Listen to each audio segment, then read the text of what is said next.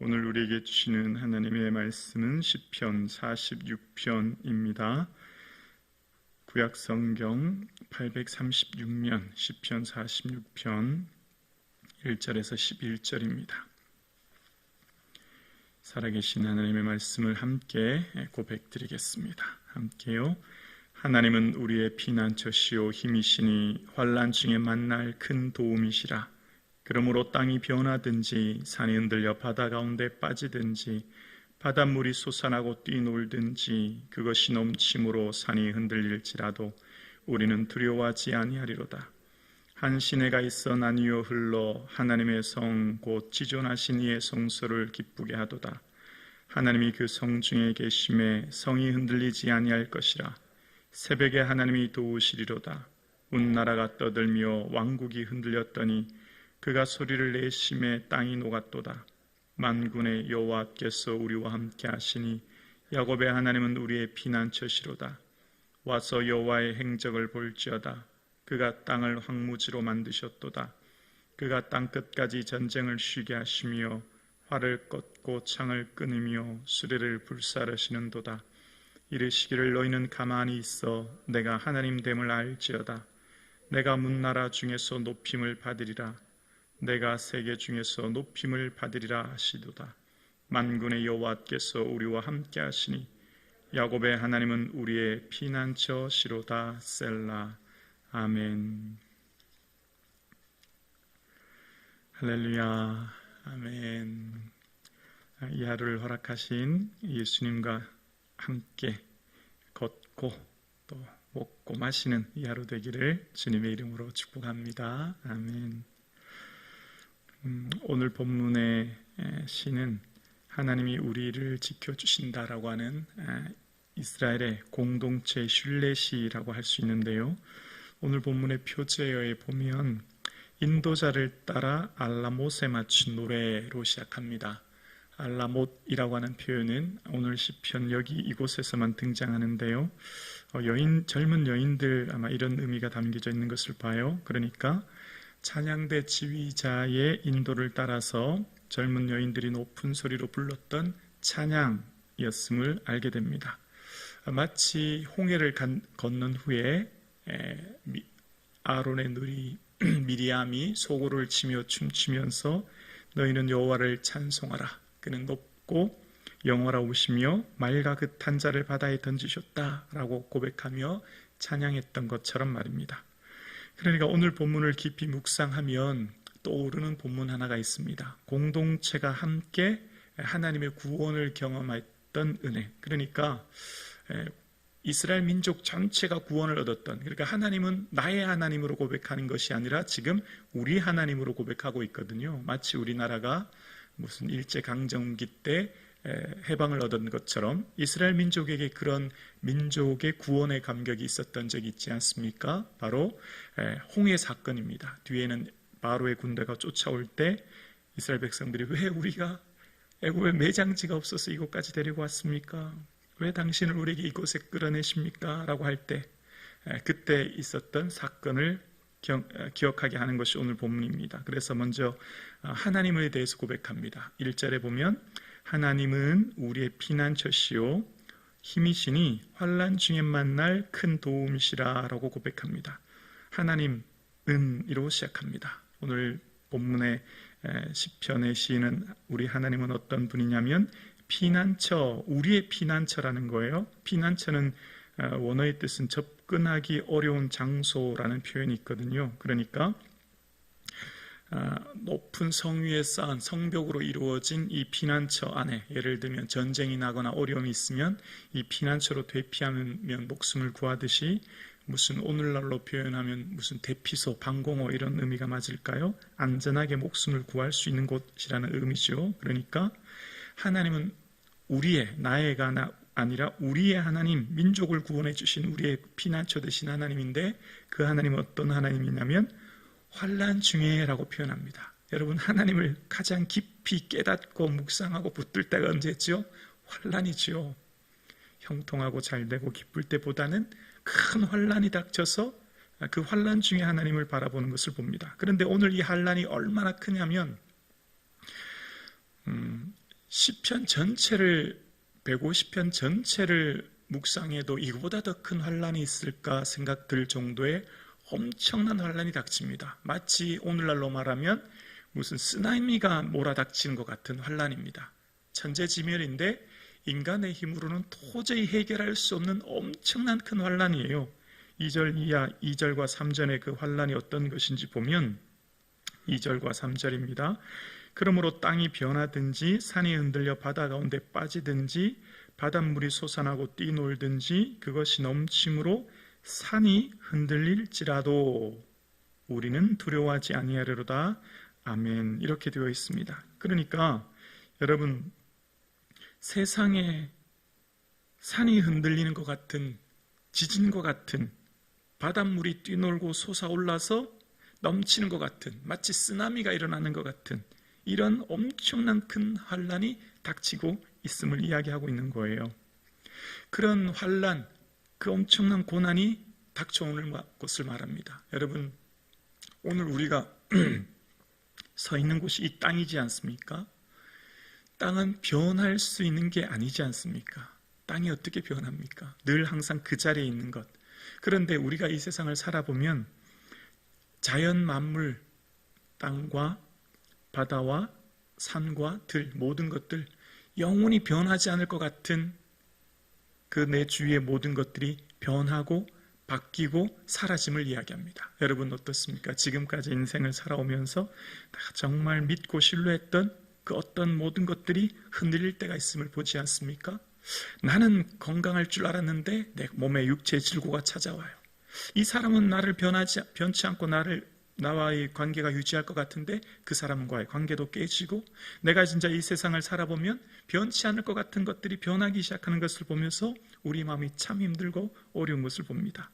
그럴 때 오늘 본문에는 3절의 후반절에 우리는 두려워하지 않는다라고 이야기해요. 왜 두려워하지 않느냐면 하나님은 우리의 큰 도움 되셨기 때문이다 라고 이야기하고 있는 거예요.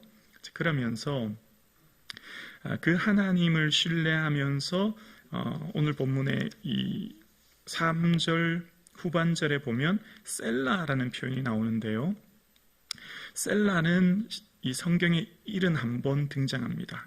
음악적인 지시어인데 쉬어라라는 의미가 있답니다. 잠깐 쉬어라. 그러니까 이 셀라가 나오면, 시편 찬양을 할 때 셀라가 나오면, 셀라가 맨 마지막에 붙으면 찬송을 모두 멈추고 쉬라 이런 의미가 있지만, 셀라가 오늘 본문처럼 중간에 나오면 찬송 소리를 잠깐 멈추는 듯 했다가 다시 더 큰 소리로 찬양하는 의미가 담겨져 있는 게 이 셀라라는 의미라는 겁니다. 그러니까 작은 소리로 했다가 더 크게 한다는 것은 그 다음에 반전이 기다리고 있다는 거죠. 그러니까 지금까지 있던 이런 것들 속에서 셀라라고 하는 것은 잠깐 여리게 찬양했다가 더 큰 목소리로 찬양하게 하는 것. 왜냐하면 그 뒤에는 반드시 뭐가 있다고요? 더 큰 반전이, 뭔가 찬양할 때도 여리게 했다가 강하게 하듯이 지금 이 셀라 뒤에는 더 큰 뭔가가 기다리고 있음을 지금 의미하는 거죠. 그래서 환난 가운데, 고통 가운데, 큰 어려움 가운데 있었던 그 하나님은 어떤 하나님인지를 이제 소개하기 시작합니다. 셀라 뒤에 등장합니다. 4절에 보면 한 시내가 있어 나뉘어 흘러 하나님의 성 곧 지존하시의 성소를 기쁘게 하도다. 5절이요. 하나님이 그 성 중에 계심에 성이 흔들리지 아니할 것이라. 새벽에 하나님이 도우시리로다. 아멘. 성 안에 있는 사람은 아무리 적군이 쳐들어와도 안전하지 않습니까?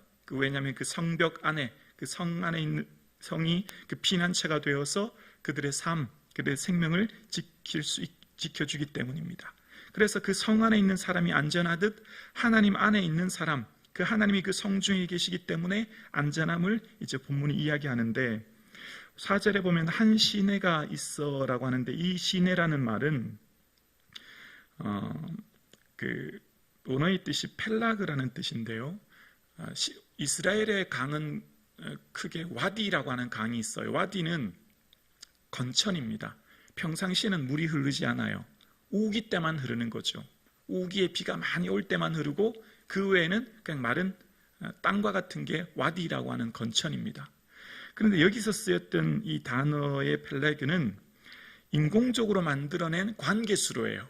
365일 물이 늘 넘쳐 흐르는 곳, 늘 그곳에는 물이 흘러 넘치는 곳을 여기 쓰였던 단어의 시내라는 의미를 쓰고 있는 거예요. 그러니까 하나님께서 함께 하시는 그곳은 언제나 365일 물줄기가 흘러서 모든 생물을 살아나게 하듯이 하나님은 언제나 함께하여 주시고 이스라엘을 붙들어 주심에 그 시내가 흐르는 모든 것들이 생물이 살아나듯 하나님의 은혜를 표현하고 있는 거예요. 그 성소가 곧 하나님의 지성소로부터 온 열방에 흘러넘침을 말하는 겁니다. 그리고 그 하나님께서 지켜주시는 하나님은 어떤 하나님이냐면 5절 후반절에 보면 새벽에 도우시는 하나님이라는 표현을 씁니다. 여기서 오늘 본문의 새벽이라고 하는 것, 어둠이 끝나고 밝은 아침이 시작됨을 말하는 것임과 동시에 왜 새벽이라고 했을까요? 오늘 이 본문을 묵상하면 말씀드렸듯이 홍해 사건을 떠오르게 하죠. 민족이 구원 얻었던 그 사건이요.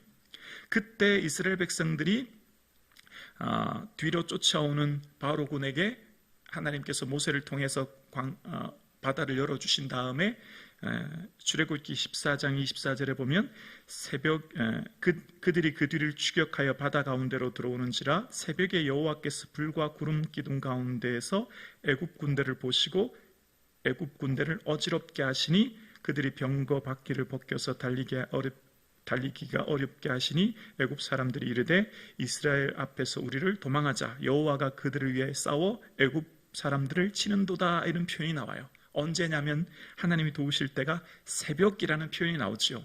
새벽에 하나님이 그들을 도우셔서 그들이 하나님이 저 이스라엘 군과 함께 하는구나 라고 하면서 고백했던 그 사건을 기록하면서 오늘 본문이 지금 말하는 것입니다. 여러분 신앙생활을 할 때 참 특이한 경험이 있죠. 우리가 늘 성전에서 기도하지 않습니까? 너무 힘든 일이 있으면 무슨 철야도 하고 금식도 하고 성전에서 늘 머물러 기도합니다. 그런데 이렇게 기도하다 보면 하나님의 깊은 은혜와 위로를 주실 때가 있는데 그게 언제일까요? 제 개인적인 경험상 새벽에 큰 위로를 주실 때가 많은 걸 경험합니다. 예를 들면 밤새 철야 기도하지 않습니까? 너무 힘들어서 밤을 자지 못하고 밤새 하나님 앞에 매달리는데 하나님의 위로, 응답, 세미한 음성을 주실 때가 이 새벽에 주실 때가 참 많은 걸 경험해요. 그래서 이 새벽은 참 귀한 시간인 걸 제 개인적으로는 그렇게 경험이 됩니다. 그러니까 새벽에 도우신 하나님, 아마 이스라엘 백성들도 새벽에 그 고난의 밤, 그 눈물의 저녁에 그 고통의 시간을 보낸 후에 새벽에 도우시는 그 동토올 때 들려주시는 세미한 음성을 이스라엘 백성들은 경험하지 않았나 생각되어집니다. 이 새벽이 참 우리에게 소중하지요. 그래서 그 주시는 위로를 경험했던 것을 오늘 본문은 기록하고 있는 것을 봅니다. 하나님께서 오늘 예배드리시는 저와 여러분 이 새벽 주의 세미한 음성을 들려주실 수 있기를 주의 이름으로 축원합니다. 그래서 6절 이하에 보면 문나라들이 떠들며 왕국들이 흔들렸더니 그 소리를 내심에 땅이 녹았도다. 7절에 만군의 여호와께서 우리와 함께 하시니 야곱의 하나님은 우리의 피난처시로다. 그들이 왕국이 흔들릴 때가 있었어요. 이스라엘 백성들이 왜 우리를 이곳에 보내서 애굽에 매장지가 없어서 이곳에 보냈습니까? 했지만 하나님이 소리를 내시며 땅을 녹이듯이 이스라엘을 구원해 주신 그 하나님을 경험했어요. 그러면서 이스라엘 공동체가 고백하는 하나님은 7절에 야곱의 하나님이래요. 야곱은 정말 욕심 많은 사람이잖아요. 어쩌면 흠이 가장 많은 사람이 야곱 아닐까요? 흠 많고 욕심 많고 거짓말쟁이인 야곱. 그런데 야곱에게는 한 가지 특징이 있죠. 위기가 닥쳐오면 늘 하나님을 붙들어요. 무슨 일만 있어 내 인생에 큰 위기가 닥쳐오면 하나님 도와주세요. 하나님 꼭 붙들고 하나님 의지하는, 베델에서 주를 의지했던, 야복나라에서 주를 의지했던, 하나님 내게 복 주지 않으면 가게 하지 않을 것입니다. 환도뼈를 치시네 내 이름이 뭐냐 야곱입니다. 그랬더니 이제부터는 이스라엘이라고 해라. 하나님과 겨루어 이겼다고 해라. 마치 유치원 아들과 아빠가 씨름할 때 아빠가 져두듯이 하나님과 겨루어 이겼던 야곱. 원어의 뜻은 엘은 하나님이고 이스는 이끌다는 거거든요. 너는 이제 네 자신이 이끄는 인생이 아니라 하나님이 이끄는 이스라엘, 하나님이 이끄는 삶이 되어라 라는 의미로 그의 인생이 바뀌었던 것을 봅니다. 그러면서 이제 놀라운 고백들이 이어지기 시작하죠. 8절과 9절과 10절입니다. 와서 여호와의 행적을 볼지어다. 그가 땅을 황무지로 만드셨도다. 그가 땅을 끝까지 전쟁을 쉬게 하시며 활을 꺾고 창을 끊으며 수레를 불사르시는도다. 우리 10절 함께 고백할까요? 이르시기를 너희는 가만히 있어 내가 하나님 됨을 알지어다. 내가 문나라 중에서 높임을 받으리라. 내가 세계 중에서 높임을 받으리라 하시도다. 아멘. 와서 이 하나님의 놀라운 일들을 보라고 말합니다. 전쟁을 쉬게 하신 하나님. 그러면서 출애굽기 14장 13절에 모세가 백성들에게 했던 말, 원망하며 불평하며 왜 우리를 이 광야에 보내서 죽게 합니까? 라고 고백할 때 모세가 백성들에게 말하죠. 두려워하지 말고 가만히 있어서 여호와께서 오늘 너희를 위해 행하시는 구원을 보라. 걱정하지 마라. 이제 하나님 행하시는 것을 내가 볼 것이다. 그래서 오늘 본문도 와서 보라는 거죠. 오늘 본문에 가만히 있어 라고 하는 표현은요, 원어를 살펴보면 이렇게 되어 있습니다. 너희는 일을 멈추고 내가 하나님인 것을 알아라 라는 표현이 있어요. 내 하던 일을 잠깐 멈추라는 겁니다. 여러분, 고난이 오면 제일 힘든 게 뭘까요? 마음이에요. 마음이 무너져요. 찢어져요. 무너지고 고통스러워요. 밤잠을 이룰 수가 없고 음식을 먹을 수가 없어요. 고난이 오면 제일 고통스러운 게 마음이에요. 마음이 어쩔 줄을 모르는 거예요. 마음이 가만히 있지를 못해요. 수많은 풍파, 그것이 우리의 마음을 뒤엎을 때 우리 마음이 마치 쓰나미처럼 우리 마음을 뒤흔들기 시작하면요, 너무나 고통스러워요. 그래서 말하는 겁니다. 내 마음, 불안함, 분주함, 근심, 걱정 잠깐 멈추고 나를 쳐다보아라. 내려놓아라. 그 분주한 마음 잠깐 멈추고 가만히 있어라. 하나님 바라봐라. 네 마음속에 뭐가 그렇게 너를 고통스럽게 하느냐? 내가 있지 않느냐? 라고 말씀하시는 하나님, 가만히 있으라는 겁니다. 마치 모세가 이스라엘 백성들에게 불평하며 원망하며 불안하며 근심하며 우리 이제 큰일 났다.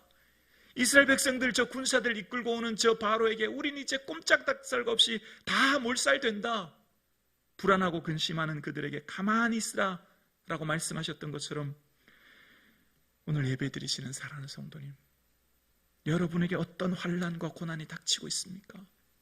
어떤 것이 여러분 마음을 지금 막 뒤흔들어서 고통스럽게 하고 숨막히게 하고 꼬꾸러뜨리게 하고 더 이상 살 수 없다고 하는 한탄이 나오게 합니까? 여러분 지금 하루를 버틸 만한 힘 없이 여러분을 뒤흔드는 게 뭡니까? 하던 일을 멈추고 모든 생각 내려놓고 고개 들어 전능하신 하나님 바라보는 이 시간 되기를 주의 이름으로 축원합니다. 하나님 바라보시고 오직 주를 붙드시는 저와 여러분 되실 수 있기를 주의 이름으로 축원합니다. 만군의 하나님 우리와 함께 하시는 것을 말씀하십니다. 그래서 오늘 본문에 말씀하시는 핵심은 이것입니다. 너희 인생에 정말 두려워할 것은 환난이 아니다. 너희 인생에 정말 두려워할 것은 하나님이 우리와 함께 하심을 놓치는 것, 내 마음속에 하나님 함께 하시는 그 믿음을 잃어버리는 것이 내 인생의 가장 큰 환난이야 라고 하는 것을 오늘 본문이 우리에게 말하는 것입니다. 내 인생의 진정한 환난은 닥쳐오는 파도와 닥쳐오는 수많은 문제가 아니라 내가 지금 내 안에 내주에 계신 나와 동행하시는 하나님을 놓쳐버리는 그 믿음이 가장 큰 환난이야 라고 말씀하고 계신 거죠. 오늘 함께 예배드리시는 우리 성북중앙 가족 여러분, 야곱의 하나님이 우리와 함께 하시고 홍해에서 건져주셨던 하나님, 그 하나님은 어제나 오늘이라 동일하시며 지금 나와 함께하고 계신 줄로 믿습니다. 자녀의 문제, 건강의 문제, 미래의 문제, 삶의 모든 문제를 온전히 주님께 맡기시고 평안한 하루 되실 수 있기를 주의 이름으로 축원합니다. 걱정하지 마십시오. 두려워하지 말고 가만히 서서 여호와께서 너희를 위해 행하시는 구원을 보라. 이 능력의 하나님을 붙드시는 이 하루 되실 수 있기를 주의 이름으로 축원합니다.